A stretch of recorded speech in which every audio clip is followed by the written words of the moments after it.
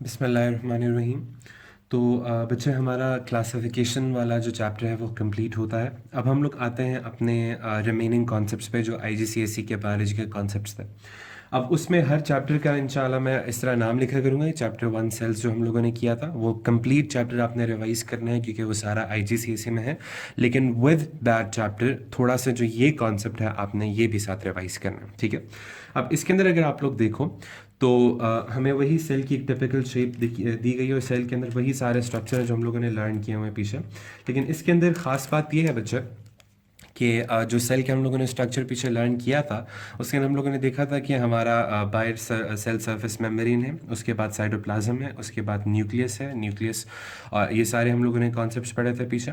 लेकिन अब जो है थोड़ा सा एक्स्ट्रा उसके साथ हम लोगों ने हालांकि पढ़े हुए हैं थोड़े से पीछे, लेकिन थोड़े से एक्स्ट्रा आईजीसीएसई में आ जाते हैं। उसमें सबसे पहले हमारा अगर स्ट्रक्चर देखा जाए तो इस तरह का डबल मेम्ब्रेनस स्ट्रक्चर होते हैं, उनको हम लोग कहते होते हैं माइटोकॉन्ड्रिया। क्या कहते हैं? माइटोकॉन्ड्रिया। इफ़ यू रिमेंबर तो माइटोकॉन्ड्रिया क्या करते हैं आईजीसीएसई में बच्चे, इनकी फंक्शन भी आ जाता है, इनकी लेबलिंग भी आ जाती है। माइटोकॉन्ड्रिया क्या होते हैं? They are responsible for the aerobic respiration. इनके अंदर क्या टेक प्लेस करती है? एरोबिक रिस्पायरेशन, यानी कि respiration in the presence of oxygen. Cells with high rates of metabolism have high number of mitochondria. और जिन सेल्स के अंदर बहुत ज़्यादा मेटाबॉलिज्म होती है, बहुत ज़्यादा वर्क हो रहा होता है, तो उनके अंदर माइटोकॉन्ड्रिया की बहुत ज़्यादा ज़रूरत होती है। आप मुझे बताओ कौन से ऐसे सेल्स हैं जिनके अंदर बहुत ज़्यादा एनर्जी रिक्वायर्ड होती है, जिन सेल्स में एक्टिव ट्रांसपोर्ट होती है, और वो कौन से सेल्स हैं? प्लांट्स में देखा जाए तो वो रूट हेयर सेल्स है क्योंकि उनमें बहुत ज़्यादा एक्टिव ट्रांसपोर्ट की ज़रूरत है। तो इफ़ यू रिमेंबर हमने वहाँ पे भी पढ़ा था कि माइटोकॉन्ड्रिया बहुत ज़्यादा होता है। और एनिमल्स में देखा जाए तो विलाई के अंदर बहुत ज़्यादा ज़रूरत होती है क्योंकि वहाँ पे एब्जॉर्प्शन ऑफ न्यूट्रिएंट्स होती है। तो माइटोकॉन्ड्रिया का क्या है? Their power house of the cells, aerobic respiration होती है, और cells with high rates of metabolism have high number of mitochondria. Number 2 आए तो न्यूक्लियस के बिल्कुल पास इस तरह के एलोंगेटेड स्ट्रक्चर्स होते हैं और उस पर छोटे छोटे इस तरह के पोर्स बने होते हैं, स्पोर्स इनके ऊपर होते हैं। तो इस तरह के जो लंबा सा स्ट्रक्चर है इसको हम कहते हैं रफ एंडोप्लाज्मिक रेटिकुलम। क्या कहते हैं इसे? Rough endoplasmic reticulum. रफ इसलिए कहते हैं क्योंकि इसके ऊपर आपको स्पोर्स नजर आ रहे हैं। एंडो का मतलब होता है इनसाइड और प्लाज्मिक का मतलब होता है साइटोप्लाज्म, ठीक है। यानी कि साइटोप्लाज्म के अंदर कोई रफ सी जगह है, और रेटिकुलम का मतलब होता है एक टैंगल्ड पाथवे, एक पाथवे आप लोग याद रख लो, ठीक है। तो एक रफ एंडोप्लाज्मिक रेटिकुलम यानी साइटोप्लाज्म के अंदर एक ऐसा रफ स्ट्रक्चर है जो कि एक पाथवे की तरह, तो एक पाथवे की तरह होता है और ये रफ होता है। रफ क्यों होता है? इसके ऊपर स्पोर्स के, एक्चुअली स्पोर्स वही हैं जो हमने पीछे पढ़े थे, दीज आर राइबोसोम्स। राइबोसोम्स क्या करते हैं? These are the site of protein production या प्रोटीन सिंथेसिस। यहाँ पे बनते हैं आपकी प्रोटीन्स, ठीक है। तो वो nucleus, if you remember nucleus के अंदर डीएनए होता था, DNA was responsible for the production of proteins, यानी इसमें प्रोटीन के क्या होते थे? कोड्स होते थे। हम आगे पढ़ेंगे आईजी के कॉन्सेप्ट्स में कि ये प्रोटीन्स फिर बाहर आती हैं इन राइबोसोम्स में, सॉरी ये डीएनए बाहर आता है इन राइबोसोम्स में, और ये राइबोसोम्स फिर with the help of that DNA या आरएनए हम देखेंगे आगे, उसकी मदद से वो प्रोटीन्स बनाता है। सो राइबोसोम्स जो है वो site of production of proteins है, और जो डीएनए था वो responsible for the production of proteins था। सो रफ एंडोप्लाज्मिक रेटिकुलम की आपकी लेबलिंग सिर्फ आती है और राइबोसोम्स की लेबलिंग एंड फंक्शन आ जाता है। थर्ड चीज़ जो थोड़ी सी एक्स्ट्रा थी वो था वेसिकल्स। वेसिकल्स कहते हैं स्मॉल स्मॉल बैग्स को। They are use to safely transport substances from one part of the cell to another. ये क्या होता है कि सेल के अंदर कोई प्रोटीन बन जाए, कोई एंजाइम बन जाए, कोई एंटीबॉडी बन जाए, तो आप खुलेआम सेल में नहीं फैला सकते क्योंकि वो शायद किसी सेल के ऑर्गेनेल को अफेक्ट कर सकता है। तो आप इन छोटे छोटे वेसिकल्स में बैग्स बना के उनकी सूरत में ट्रैवल करवाते हो ताकि वो उन पर भी कोई अफेक्ट ना पड़े और वो भी फर्दर किसी को अफेक्ट ना करें।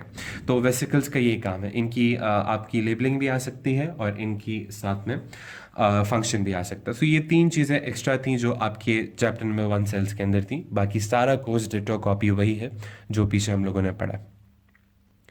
अब बच्चे अगर हम लोग न्यूट्रिशन के चैप्टर पे आए तो न्यूट्रिशन के चैप्टर में भी एग्जैक्टली वही फोटोकॉपी सब कुछ जो जीसी में था वो आईजीसीएसई में है, लेकिन थोड़े से कॉन्सेप्ट जो एक्स्ट्रा है अभी हमने उनको डील करना है। तो अगर आप सबसे पहले देखो तो हमारा जो आईजीसीएसई के अंदर जो एक्स्ट्रा कॉन्सेप्ट है वो है फूड टेस्ट के बारे में। इफ़ यू रिमेंबर हम लोगों ने फूड टेस्ट किए थे रिलेटेड टू स्टार्च, हम लोगों ने फूड टेस्ट किए थे रिड्यूसिंग शुगर वाले, हम लोगों ने किया था प्रोटीन से रिलेटेड, हम लोगों ने किया था फैट से रिलेटेड। वो हम लोगों ने बेनेडिक्स सोल्यूशन किया था, हम लोगों ने ब्यूरेट सोल्यूशन किया था, हम लोगों ने ethanol emulsion test, reducing sugar test, वो सारे आपको याद करने हैं, वो IGCSE में है। लेकिन IGCSE में उन 4 के साथ एक 5वां भी है जो कि है food test for vitamin C. Vitamin C का फूड टेस्ट जो है अब हमने वो देखना है। ये बच्चा इंतहाई इजी है, इसमें इतना कोई मुश्किल नहीं है। और मज़े की बात ये सिर्फ एक ही बार इस पर क्वेश्चन आया है, उसके अलावा कभी इस पर IGCSE में क्वेश्चन नहीं पूछा गया, लेकिन पूछा जा सकता है। तो अब DCPIP टेस्ट में एक्चुअली आपने करना क्या होता है कि सबसे पहले आपने क्या करना है कि टेक अ टेस्ट ट्यूब, वही उस तरह add 1 cm³ of DCPIP solution. अच्छा, DCPIP किस चीज़ की एब्रीविएशन है ये आपसे एग्जामिनर नहीं पूछता, ये एक्चुअली बहुत लंबा एक केमिकल का नाम है, ठीक है। सो ये केमिकल एक्चुअली DCPIP हमने शॉर्ट करके लिखा हुआ है। तो add 1 cm³ of DCPIP solution to the test tube. 1 cm³ आपने क्या डालना है, DCPIP solution to this test tube.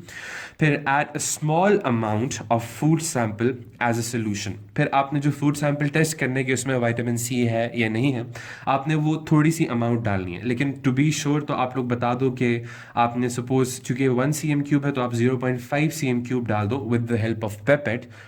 ये आपको इफ़ यू रिमेंबर मैंने बताया था, इससे मार्क्स मिलते हैं। तो पेपेट की मदद से 0.5 cm³ आप फूड सैंपल डाल दो जो आपने टेस्ट करना है। अब अगर फूड सैंपल DCPIP सोल्यूशन के साथ कांटेक्ट में आ जाए तो आप इसको मिक्स करोगे। अब अगर इसमें विटामिन सी हुआ तो हमें पॉजिटिव DCPIP कैसा मिलेगा कि एकदम विटामिन सी जो है वो इस DCPIP सोल्यूशन को कलरलेस कर देगा, एकदम वो कलरलेस हो जाएगा। तो कलरलेस हो गया तो पॉजिटिव टेस्ट जो है वो शो करेगा कि positive test shows the blue colour of the dye disappearing. तो पॉजिटिव टेस्ट क्या शो करेगा कि जो ब्लू कलर है डाई का, DCPIP के सोल्यूशन का कलर ब्लू है, तो ये जो ब्लू कलर है ये क्या हो जाएगा, डिसअपेयर हो जाएगा। लेकिन अगर नेगेटिव है तो यानी कि विटामिन सी नहीं है, और विटामिन सी नहीं है तो जो solution remains blue. So this is your DCPIP test. Simple है, इतना मुश्किल नहीं है। इसको आप एक बार रिपीट करके देख लें और लिख लें। तो उसके बाद बच्चे न्यूट्रिएंट्स के चैप्टर में हम लोगों ने पढ़ा था डेफिशिएंसी डिसीजेस के बारे में। उसमें हमने पढ़ा था कि हमारा क्वाशियोर होता है, हमारा एनीमिया था, रिकेट्स था, स्कर्वी था, ये हम लोगों ने 4-5 पढ़ी थी। तो जो IGCSE इसके अंदर एक और एडेड है आपकी डेफिशिएंसी डिजीज़, वो है मराज़मस, उसको हम पढ़ते हैं। तो अब डेफिशिएंसी डिजीज़ को बच्चे उसके अंदर हमने प्रोटीन्स का पढ़ा था। अच्छा, प्रोटीन से रिलेटेड जो डेफिशिएंसी डिजीज़ होती है उसको हम कहते हैं PEM। What is PEM? It is protein energy malnutrition, यानी प्रोटीन की जो एनर्जी है वो मैल न्यूट्रिशन, यानी कि वो प्रॉपर डाइट नहीं ली जा रही। सो इसको PEM भी एग्जामिनर कहता है। तो PEM यानी प्रोटीन एनर्जी मैल न्यूट्रिशन से रिलेटेड हमने पहले भी एक बीमारी पढ़ी थी जिसको हम लोग क्या कहते थे, क्वाशियोर। इफ यू रिमेंबर तो स्वोलन एब्डोमेन, थिन लेग्स, ये सारी रिलेटेड थी क्वाशियोर से। फिर बिल्कुल क्वाशियोर की ही तरह एक और बीमारी है जिसको हम लोग कहते हैं मराज़मस, यानी मराज़मस भी प्रोटीन डेफिशिएंसी की वजह से ही होती है। लेकिन इसका मसला क्या है कि ये क्वाशियोर से ज़्यादा सिवियर है, the most severe form of PEM। ये प्रोटीन एनर्जी मैल न्यूट्रिशन की सबसे सिवियर फॉर्म है, where there is a lack of bone protein and energy in lack of both protein and energy in diet. इसमें क्या होता है कि आपको प्रोटीन भी नहीं मिलती और आपको डाइट भी नहीं डाइट के अंदर एनर्जी भी प्रॉपर नहीं मिल रही होती। तो इससे क्या होता है कि people suffering from this have a much lower body weight than normal. उनका बहुत कम बॉडी वेट होता है and they are extremely thin, और वो बहुत ज़्यादा थिन होता है, ठीक है। उनमें स्वोलन एब्डोमेन नहीं होता, वो बहुत ज़्यादा पतले होते हैं। क्वाशियोर में तो स्वोलन एब्डोमेन था, तो ये इतने थिन होते हैं कि तकरीबन इनका स्केलेटन नज़र आ रहा होता है और इनकी बोन्स बहुत वीक होती हैं। ये सारे प्रोसेसेस जो हैं ये मराज़मस के अंदर चल रहे होते हैं। तो मराज़मस का सिंपल ये होता है कि extremely thin, lower body wait, and जो बॉडी है वो लैक करती है बोथ प्रोटीन और एनर्जी इन डाइट। तो ये आपका एक मैल न्यूट्रिशन में मराज़मस एक एडेड था IGCSE में, जो भी हम लोगों ने किया। आप लोग काइंडली इसको रिपीट करके एक बार दोबारा समझ लें। ओके बच्चा, नेक्स्ट हम लोगों ने जो कॉन्सेप्ट करना है वो न्यूट्रिशन इन एनिमल्स, यानी एनिमल्स के जो एलिमेंट्री कैनाल या गट था उससे रिलेटेड है। उसमें हम लोगों ने पढ़ा था कि हमारा जो स्मॉल इंटेस्टाइन्स है वहाँ पे बहुत सी चीज़ें एब्जॉर्ब होती हैं, ठीक है। लेकिन वहाँ पे कुछ प्रॉब्लम्स भी आते हैं, जैसे कि सबसे मेजर प्रॉब्लम जो है वो है डायरिया, ठीक है। डायरिया क्या है, इसके अब हम पढ़ेंगे कॉजेज़ और इसके अब हम पढ़ेंगे ट्रीटमेंट। तो सबसे पहले डायरिया होता क्या है? तो diarrhoea is actually loss of watery faeces from anus. Anus से वाटरी फीसेस निकलने को हम लोग कहते हैं डायरिया। अब डायरिया का मसला क्या है कि if it is severe and continuous, अगर ये सवेयर हो यानी कि बहुत ज़्यादा वाटरी फीसेस निकल रहे हैं एंड कंटिन्यूस हो for a long time, it can lead to death, इससे डेथ भी हो सकती है, ठीक है। Severe diarrhoea can cause the loss of significant amounts of water and ions from the body. क्यों डेथ होती है? क्योंकि बहुत सवेयर डायरिया है, वाटरी फीसेस है, तो आपकी बॉडी से सिग्निफिकेंट अमाउंट ऑफ वाटर निकल जाएगा, यानी आपके सेल्स की जो कॉन्सेंट्रेशन लेवल है वो बहुत नीचे आ जाएगा। And ions from the body, और बहुत से मेजर आयंस जैसे मैग्नीशियम आयंस, ये सारी चीज़ें आपकी बॉडी से लूज हो जाएंगी, causing the tissues and organs to stop working properly. और आयंस बहुत ज़रूरी हैं, वाटर बहुत ज़रूरी है आपकी बॉडी के लिए। अगर ये दोनों प्रोफ्यूज अमाउंट में बॉडी से लूज हो जाए तो आपके टिश्यूज एंड ऑर्गन्स जो वो काम करना ही बंद कर देंगे। तो इसका फिर हल क्या है? It can be effectively treated by oral rehydration therapy. आप ओरल रिहाइड्रेशन थेरेपी करते हैं इससे। This is a drink with a small amount of salt and sugar dissolve in it. आप लोगों ने ORS का नाम सुना होगा, तो ORS वो जो हम लोग पानी में मिला के पीते हैं, तो एक्चुअली यही है कि आपकी ओरल रिहाइड्रेशन थेरेपी होती है। उसके अंदर इलेक्ट्रोलाइट बैलेंस होता है, उसके अंदर वाइटामिन एंड मिनरल्स होते हैं, आयंस होते हैं और वाटर होता है, तो वो आपकी रिक्वायरमेंट्स को पूरा कर देता है। तो इस तरह आपकी ओरल रिहाइड्रेशन थेरेपी होती है। अब अगर हम आगे देखें तो इसके कॉजेज़ क्या हैं, डायरिया कॉज ही क्यों आता है इन द फर्स्ट प्लेस? तो इसके many causes, there are many causes to diarrhoea, लेकिन जो सबसे इंपॉर्टेंट है वो है infection with a bacterium called Vibrio cholerae. Vibrio cholerae जो है वो कॉज करता है इसको, which causes the disease cholera, जिसकी वजह से एक डिजीज होती है कॉलेरा, ठीक है। तो इफ़ यू रिमेंबर, हम लोगों ने नाम पहले भी पढ़ा था, विब्रियो कॉलरी जो कॉलेरा कॉज करता है। कॉलेरा क्या होता है हम वो आगे देखते हैं, लेकिन कॉलेरा ही की वजह से आगे क्या होती है? डायरिया होता है, ठीक है। तो डायरिया जो है वो एक्चुअली किसकी वजह से हुआ? कॉलेरा की वजह से। और कॉलेरा किसकी वजह से हुआ? बैक्टीरियम जिसका नाम था विब्रियो कॉलरी। अब हम देखते हैं इसका सारा प्रोसीजर कि हमें कैसे हुआ कॉलेरा और इसको हम लोग प्रिवेंट कैसे कर सकते हैं। ओके बच्चा, तो पहले इसको पिक्चर की मदद से समझते हैं कि how does Vibrio cholerae causes diarrhoea. उसके बाद हम इसको रिटन फॉर्म में देखेंगे। तो सबसे पहले अगर बच्चे आप लोग देखो तो आपकी जो स्मॉल इंटेस्टाइन्स थी, स्मॉल इंटेस्टाइन का अगर हम लोग ल्यूमेन साइड से कट करके उसको इस तरह देखें ल्यूमेन को, तो उसके अंदर हम लोग देखते हैं कि हमारे जो फीसेस हैं वो तो आगे जा रहे हैं, ठीक है। ये फीसेस जो है आगे जा रहे हैं, लेकिन रास्ते में होता क्या है? ये है वॉल ऑफ इंटेस्टाइन और ये इसमें विलाय वगैरह है। अब होता क्या है कि हम लोग सपोज अगर अक्सर आप लोग देखते हो कि गंदा पानी, कंटामिनेटेड वाटर वगैरह, उसके अंदर बहुत से बैक्टीरिया होते हैं, तो विब्रियो कॉलरी भी उसमें होता है। अब सपोज वो आपने ड्रिंक किया तो वो आपके स्मॉल इंटेस्टाइन्स में पहुंच गया। अब नंबर वन, ये विब्रियो कॉलरी क्या करता है कि देखें आप लोग गौर से, तो ये स्मॉल इंटेस्टाइन की वॉल्स के साथ अटैच हो जाता है।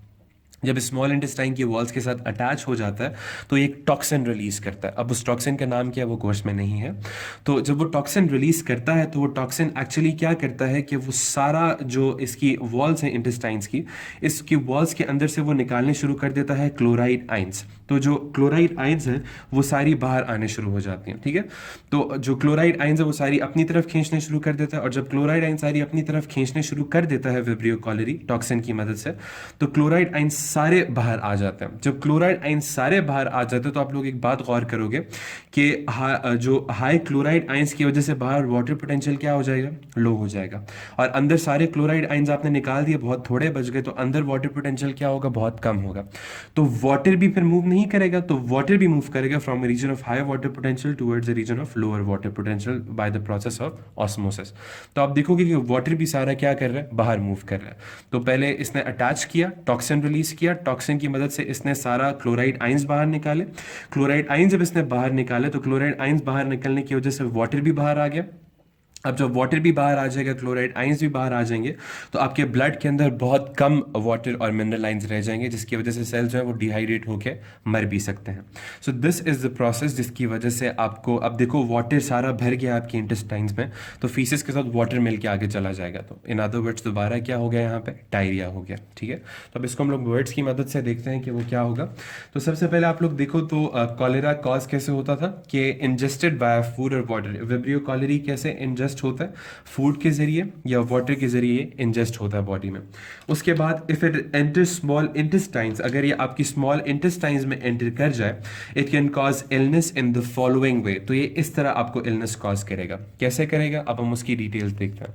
तो अब अगर इसकी हम डिटेल्स देखें तो हमें कैसे कॉलेरा कॉज होता है, अब हम वो देखते हैं। तो number one, bacteria attach to the wall of the small intestine. अभी हमने इमेज में भी देखा था कि बैक्टीरिया सबसे पहले क्या करते हैं? They attach to the wall of the small intestine.